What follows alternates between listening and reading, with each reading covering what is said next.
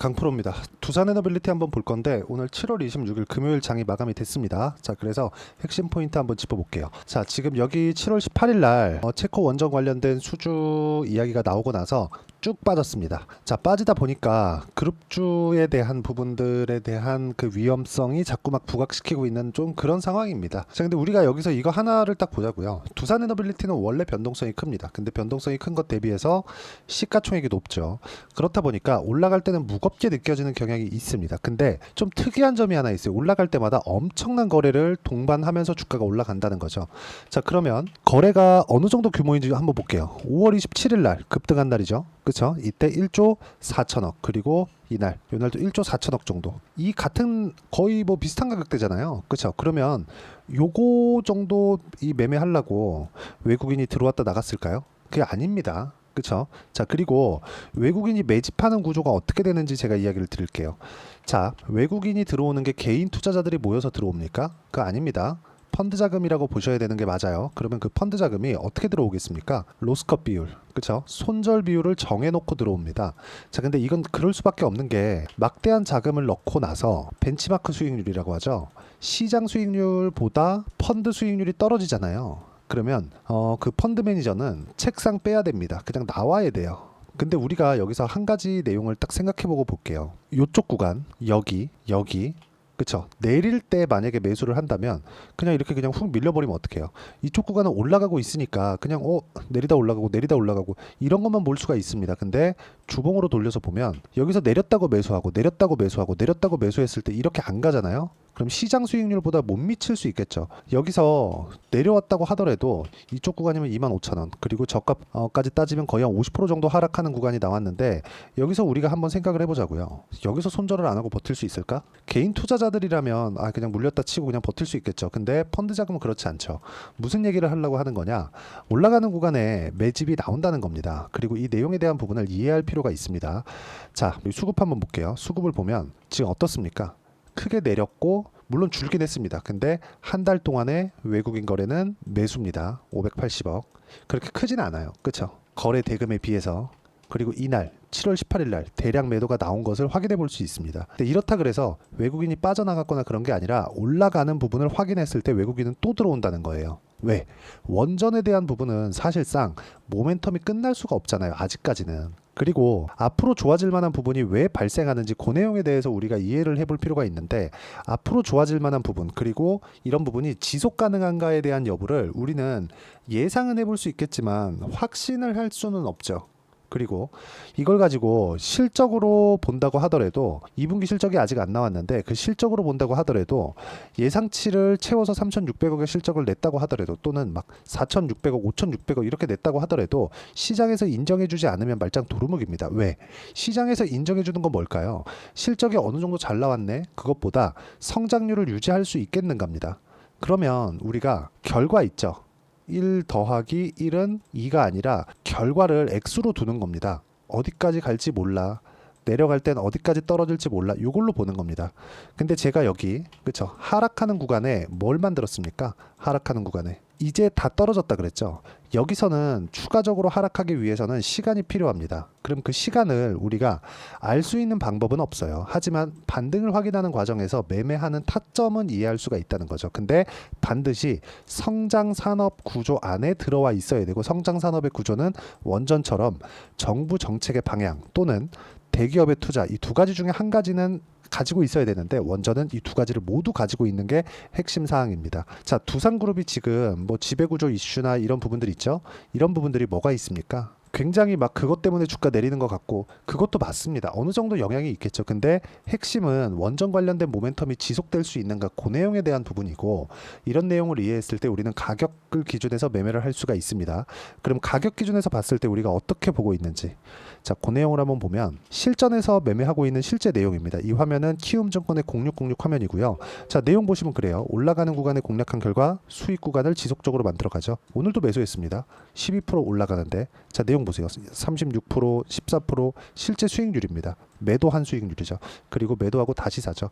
이런 상황을 내가 꾸준하게 만들어갈 수 있어야 되고 이 내용에 대한 부분을 가격 기준에서 봐야 됩니다. 그리고 이 내용을 제가 여기 소통방에서 공유를 해드리고 있습니다. 자, 오늘 같은 경우에도 삼성중공업, STX중공업 이렇게 나갔고요. 그리고 여기 그쵸? STX중공업 진행한 내용이 있습니다. 그리고 이 내용에 대해서 굳이 뭐 조선주나 그런 거 그리고 두산에너빌리티 같은 원전 이런 것뿐만이 아니라 다른 종목에서도 동일합니다. 자, 내용을 한번 보시면 알테오젠 한번 보시죠. 올라가는 구간에만 매매를 계속해서 진행을 하고 있고 33%, 18%, 14% 이런 정도의 상황이 꾸준하게 나오고 있어요. 이 상황을 우리가 어떻게 이해를 해야 될까요? 미래 가치를 반영하는 주식시장의 특성에서 이런 상황이 나오는 거다. 그리고 이 내용을 제가 여기 소통방과 그리고 주말 라이브로 함께 공유를 해드리고 있으니까 구독과 좋아요 눌러주시면 무료 입장 가능하고요. 상단에 있는 전화번호로 구독 또는 라이브라고 문자 보내주시면 여기 소통방 입장 링크를 순차적으로 공유를 해드리도록 하겠습니다. 어떤 식으로 매매 진행을 해야 되는지 그 부분에 대해서 제가 이야기를 드린 거고 가장 중요한 내용은 미래 가치를 반영하는 주식시장의 특성입니다. 자, 그럼 이 내용을 가지고 우리가 두산에너빌리티를 다시 한번 보시죠. 지금 제가 매수를 하면 안 된다. 그게 아니라 확인 과정을 거쳐야 된다는 겁니다. 그리고 이쪽에서 거래 대금이 1조 4천억 정도가 터졌기 때문에 1조 4천억의 거래가 터졌을 때 우리가 뭘 봐야 됩니까? 이쪽 구간에 대한 이 돌파가 나오는 데까지는 이것보다 더 높은 거래가 터져야 되거나 아니면 비슷한 거래 정도가 터져야 됩니다. 그래야 이 하락한 구간, 그쵸? 이 벽을 뚫을 수가 있어요. 그러면 이 벽을 뚫었을 때 우리가 어떻게 이해를 해야 될까요? 다시 말씀드리지만 확인이 필요하다. 정말 중요합니다. 이걸 제가 계속 강조를 드리는 이유가 이것 때문에 그래요. 자, 보세요. 올라가는 구간을 확인했다. 그럼 뭐예요? 아까 전에 제가 매집 관련된 이야기 드렸죠. 매집을 진행하고 있는 중이라는 겁니다. 그리고 이렇게 장대 양봉이 나온다. 이런 상황이 나왔을 때는 외국인이 적극적으로 들어오고 있는 날이라는 거예요. 실제 한번 확인해 볼게요. 5월 27일 날. 자, 내용 한번 보시면 명확하게 우리가 볼 수 있는 게 요 날이죠. 5월 27일 날. 외국인이 1,000억 이상의 매수 물량 들어왔고 기관도 들어왔죠. 이건 어쩔 수 없다는 거죠. 손절 비율을 정해야 되기 때문에.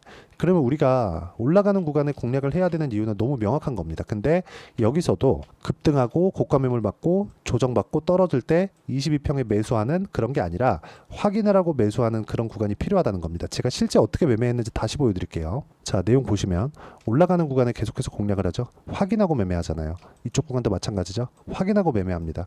여기서도 떨어지는 거 확인하고 매도합니다. 고가에 못 팔았습니다. 근데 4% 정도의 수익 구간이 남는 것도 이런 것 때문에 그렇습니다. 올라가는 부분을 확인했기 때문에. 그리고 보유 기간을 줄이는 게 가장 중요합니다. 이 내용이 선행되어 있지 않으면 주식시장은 진짜 어려워집니다. 그리고 이 내용에 맞춰서 우리가 주말 라이브 그리고 아까 전에 보셨던 소통방에서 제가 함께 공유를 해드리고 있으니까 구독과 좋아요 눌러주시고요. 상단에 있는 전화번호로 구독 또는 라이브라고 문자 보내주시면 제가 아까 전에 보여드렸던 소통방과 주말 라이브 입장 링크를 함께 공유를 해드리도록 하겠습니다. 다 무료니까 와서 배우시고 가장 중요한 건 원전은 지속 가능하다는 겁니다. 원전에 대한 모멘텀은 아까 전에 말씀드렸죠. 대기업에 대한 투자 그리고 정부 정책의 방향이 함께 가기 때문에 이 구간에 맞춰서 우리는 매매를 이어가는 게 타당하다. 그리고 이 구간에 맞춰서 가격적인 부분, 그렇죠? 어떤 식으로 이해할지 그 내용은 여기 두산에너빌리티의 단기 보유 전략 그리고 단기 보유 전략을 활용해서 제가 실시간 타점을 함께 문자로 공유를 해드리도록 할 테니까 상단에 있는 전화번호로 두산이라고 문자 보내주시면 단기 보유 전략과 실시간 타점을 함께 공유를 해드리도록 하겠습니다. 자, 내용 정리할게요. 주식시장은 미래 가치가 좋아져야 올라갑니다. 그럼 미래 가치가 좋아지는 구간에 우리는 어떻게 잡을까요? 가격을 보고 확인하는 거죠. 그럼 가격에 대한 이해가 필요하겠죠. 이런 부분을 어떻게 판단해야 되는지를 제가 계속해서 말씀드렸으니까 모든 분들이 이해하시면 성공 투자하실 수 있을 겁니다. 자, 24년도가 돼서도 시장은 여전히 어렵습니다. 자, 근데 시장은 항상 어려울 거예요. 앞으로도 계속해서 어려워질 겁니다. 자, 근데 제가 매월 대시세 종목을 구독자분들에게 공개를 합니다. 자, 내용을 보면 12월 달에 실제 공개를 했었던 강프로의 대시세 종목에 대한 내용인데 대기업을 상대로 안정적인 매출 구조를 가지고 있고요. 그리고 현재 주요 거래처는 삼성전자, 인텔, 하이닉스, TSMC, 해외에 반도체 관련된 기업이라는 걸 알 수 있죠. 그만큼 1월 달에 제가 보고 있었던 종목은 반도체 관련주라는 걸 알 수 있습니다. 공개를 해드리면 이 내용입니다. 여기 어보브 반도체, 그쵸? 실제 제가 거래한 내용을 공개를 한 거고요. 수익에 대한 크기를 보면 공략한 시점, 제가 가격대를 함께 공개를 해드렸는데 공략한 시점부터 21%의 수익 마감이 된 것을 확인해 볼 수가 있습니다. 자, 근데 지금도 마찬가지입니다. 지금은 어떤 이슈가 있을까요? 2월 달에 발표한다는 기업 밸류업 프로그램이 있죠. 근데 그걸로 인해서 지금 2월 달에 발표한다고 이야기가 나온 상황이고요. 무엇보다 우리가 생각해야 될 내용은 한 가지입니다. 어떤 이슈나 그리고 어떤 상승할 수 있는 내용으로 인해서 주가가 올라가는 것은 맞죠. 하지만 가격이 먼저 반영한다는 걸 반드시 알고 있어야 되고, 그런 내용에 대한 파악이 되었을 때, 그쵸? 여기 어부부 반도체처럼 21%, 그쵸? 대략 3에서 4일 동안 20% 이상의 수익을 먹을 수 있고요. 그리고 여기 HLB 같은 종목처럼 대략 일주일이 채 되지 않는 기간 동안 30%의 수익을 낼 수 있습니다. 자, 그러면 답은 나왔어요. 재료에 대한 부분보다 중요한 게 가격이다. 자, 근데 지금 시장에 쏠려 있는 게 뭐죠? 2월 달에 발표하는 기업 밸류업 프로그램에 대한 내용이죠. 자, 그러면 우리가 이쪽에다가 지금 집중을 해야 될까요? 그 내용을 한번 보겠습니다. 기아차의 차트를 보면요. 1월 24일 날 정부단에서 입김을 불어넣은 이후에 시세가 강하게 발생한 것처럼 보이지만 애초에 12월 달부터 신고가를 달성했다는 걸 확인할 수 있습니다. 자, 그러면 우리가 스케줄을 따져봤을 때 우리가 어디를 봐야 될까요? 4월 달 총선을 봐야 됩니다. 드디어 때가 온 거죠. 4월 달 총선이 끝나면 그 뒤엔 뭐가 있죠? 대선 전국으로 들어갑니다. 그러면 우리는 4월 달 총선부터 시작해서 대선까지 이어질 수 있는 종목을 찾는 게 정말 중요합니다. 그게 정부 정책의 방향과 그리고 스케줄에 맞춰서 가는 거예요. 정치적인 상황에 따라서 주가가 움직이는 걸 우리는 수도 없이 많이 봐왔기 때문에 스케줄에 맞춰서 가는 게 지금으로서는 답이 될 수 있습니다. 그리고 무엇보다 어느 정도의 시세를 내는지 그 첫 번째 단계인 상황을, 그쵸? 제가 12월 달 밝혀드렸었던 대시세 종목으로 이미 공개를 해드렸기 때문에, 그쵸? 어떻게 제가 매매를 했는지까지 다 보여드렸습니다. HLB처럼, 그쵸? 31.9% 걸린 시간은 4일밖에 되지 않죠. 이 종목을 제가 가격과 그리고 어떤 종목인지를 애초에 12월 달부터 공개를 한 겁니다. 자, 그러면 지금도 마찬가지예요. 앞서서 제가 말씀드렸었던 23년도에 했었던 여러 가지 종목들이 있죠. 한미반도체 같은 종목들도 여기 소통방에서 모두 공개를 해서 실제로 10,000원부터 60,000원까지 상승한 내역이 있고요. 왜 공략을 했는지를 제가 다 공개를 해드렸습니다. 근데 지금도 마찬가지라는 거죠. 정부 정책의 방향에 맞춰서 또는 선거 스케줄에 맞춰서 매매를 이어가야 될 때가 됐고요. 제가 총선 관련된 큰 시세가 나올 수 있는 대시세 종목을 준비를 해놨습니다. 길게 말씀드리지 않겠습니다. 모든 종목들은 신고가를 달성하면서 대시세 준비를 하게 되고요.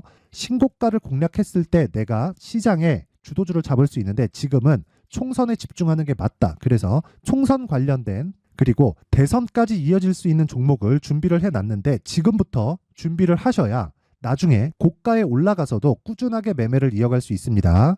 자꾸 막 손절하고 매매하는 과정에서 너무 어렵다 하시는 분들은요. 이 종목 딱 받아가서 큰 수익 내셨으면 좋겠고요. 이 종목은 상단에 있는 전화번호로 대시세라고 문자를 보내주시는 분들에 한해서만 제가 총선 그리고 대선까지 이어질 수 있는 종목을 공개해 드리도록 할 테니까 상단에 있는 전화번호로 대시세라고 문자를 보내주시고요. 그리고 구독과 좋아요 꼭 좀 부탁드리겠습니다.